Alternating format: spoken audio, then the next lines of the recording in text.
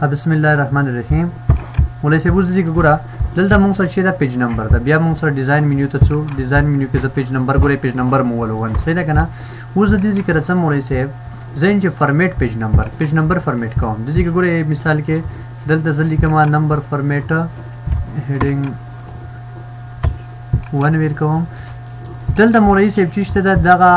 د زپل کوم دا چې کله ز کتابه کې کوم چپټر لیکم کنه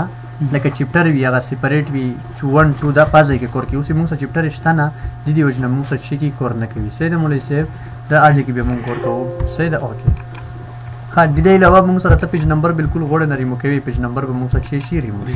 دلته ډیټ اند ټایم ته تاریخ غوړ ورسا د هر پیج کې موږ سره شي رسي تاریخ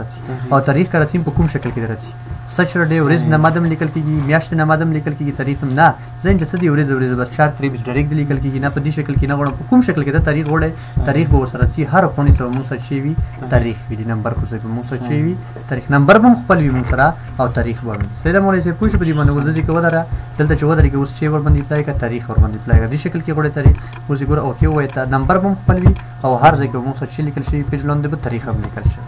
سیدا مولوی صاحب دینه کا تاریخ پوسټ سار کې وړه پوسټ هیډر کې ودرېږي موږ سره سیدا مولوی صاحب دې کې موږ سره دا ډاکومنٹ انفو فایل نیم فایل پات سیدا به نور څه بتاو سیدا مولوی صاحب بس تا